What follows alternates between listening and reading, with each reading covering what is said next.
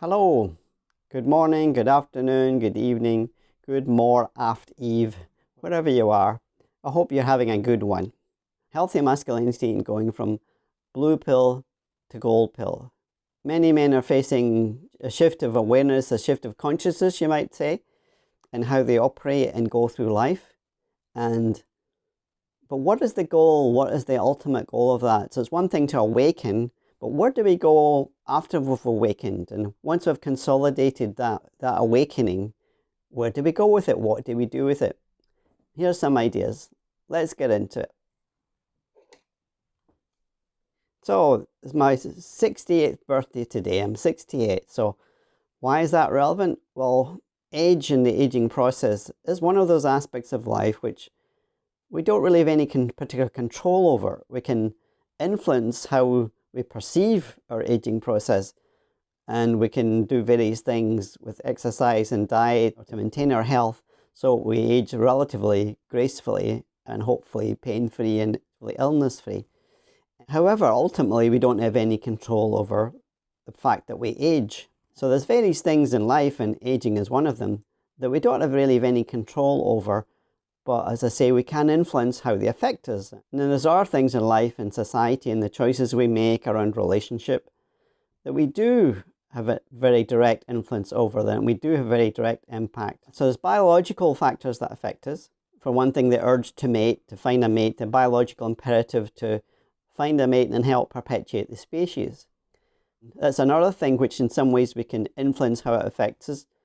But when we're younger, maybe about 18 or so particularly, we may feel like this is me. We may feel like this biological imperative is me, like my attraction for the other, whoever the other gender is, feels like I am feeling this, when it's actually not really us.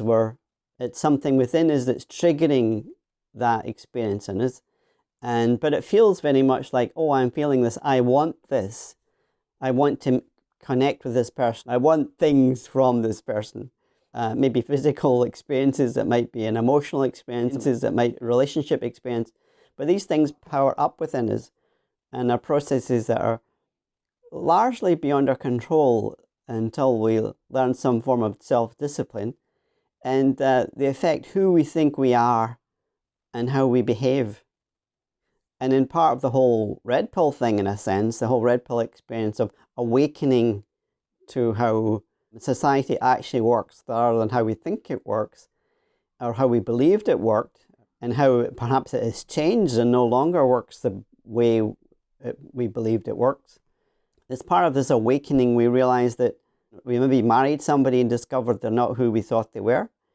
And we may discover that we're not who we thought we were either, that something in us has changed, and that being the person that we thought we ought to be hasn't worked.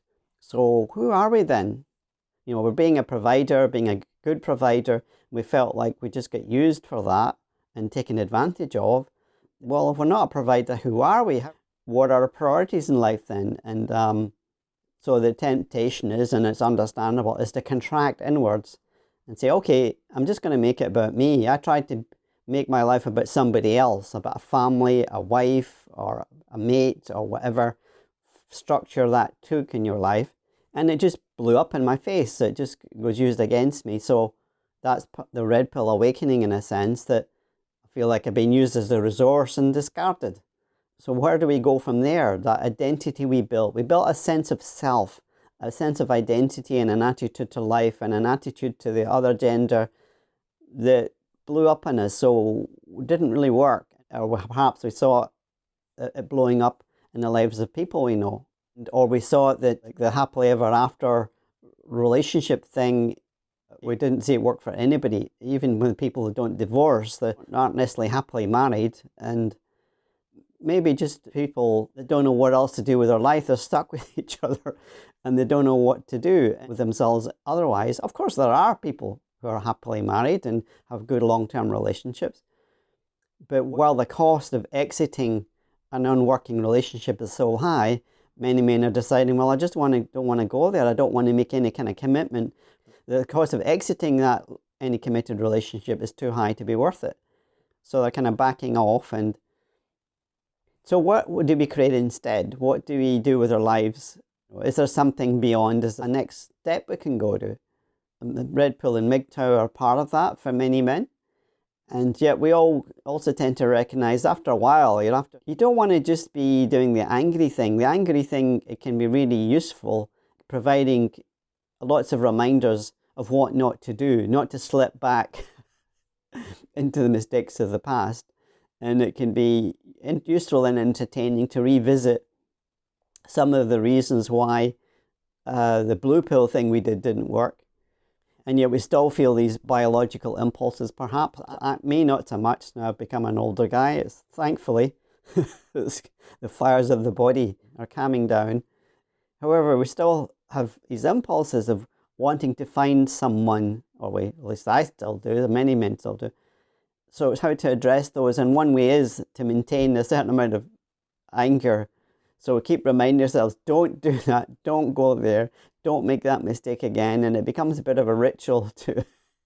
But beyond that, how can we have peace of mind and a sense of well-being and consolidate our awakening without needing to use anger to maintain it? And so we still have the red pill awareness. We've let go of the rage thing, and we'll go into more the golden glow of peace, contentment, ease. A lot depends on whether you have in a situation where you can reduce the amount of stuff you need, reduce the amount of time you spend working, or work in a job you enjoy more, work in a situation where you have time to do the things you really want to do, whether it's travel or spending time in kind of hobbies you're interested in or pursuits you're interested in or things you really want to learn, things you want to study. That comes from you, that comes from your needing to learn and to grow and to expand. What aspects of yourself you'd like to cultivate, aspects of your character you want to cultivate to become a happier, more rounded individual. You see, there's this, you could call it an interface, there's this between the society we live in and the character and personality we've developed in response to that. Because as we grow up, certain aspects of our character gets developed and certain aspects get neglected, even repressed and pushed down. And so part of the gold pill, I feel, is to become aware of the unlived life, of the unexpressed aspects of yourself that are seeking to be expressed.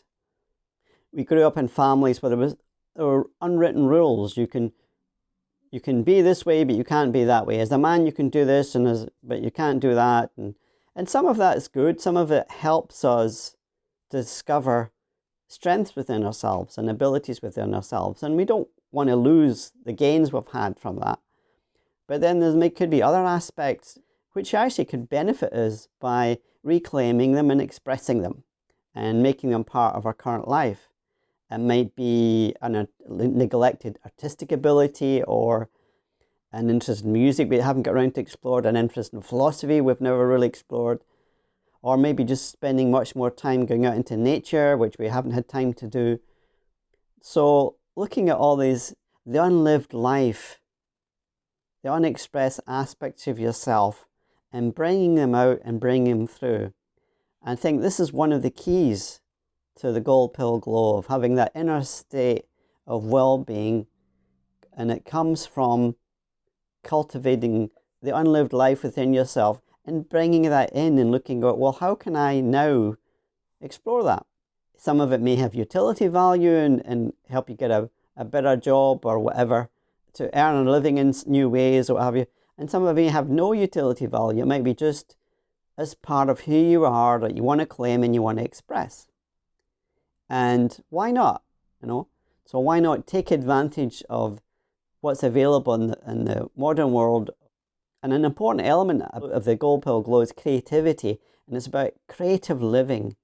How you can live your life in a creative way that brings the different aspects of your life together in a creative way that's enjoyable and expressive of you, of who you are. You discover more of yourself by looking how to express it. And then when you express it, you discover, oh, you might come out with something or say something or do something. Oh, wow, didn't know I could do that. So part of the gold pill goal is this creative exploration of your inner self and bringing it out and expressing it. It doesn't have to rock the world. It just needs to be you discovering the unlived life within yourself and expressing that life.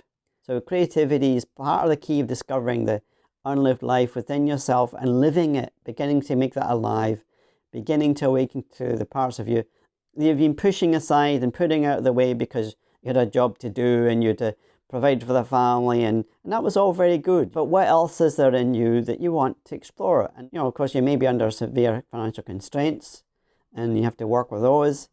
Finding whatever ways you can to express the unexpressed aspects of yourself.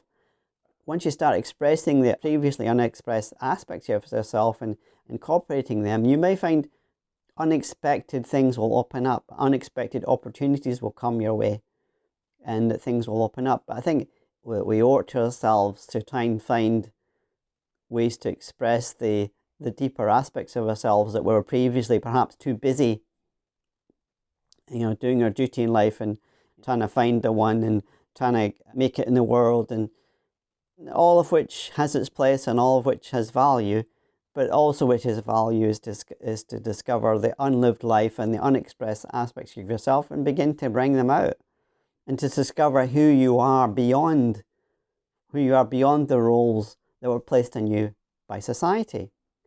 So in a way, you could say that these days are about the liberation of the masculine as much as anything else. In a way, it's a time of mere liberation, of liberating the aspects of ourselves that were previously unexpressed because we were locked into a specific role that society had placed on us as men. It doesn't mean that we all have to suddenly start coming out with badly written poetry and offering it to the world on that. It might be aspects of masculine energy that you haven't explored, because you don't really know what it is until you explore it. It's to integrate it with what you already are. It's not to give up what you've already gained and decide, I'm going to become a poet and I'm going to live in a cave and write poetry or to the stars or to poetry to the moon or something.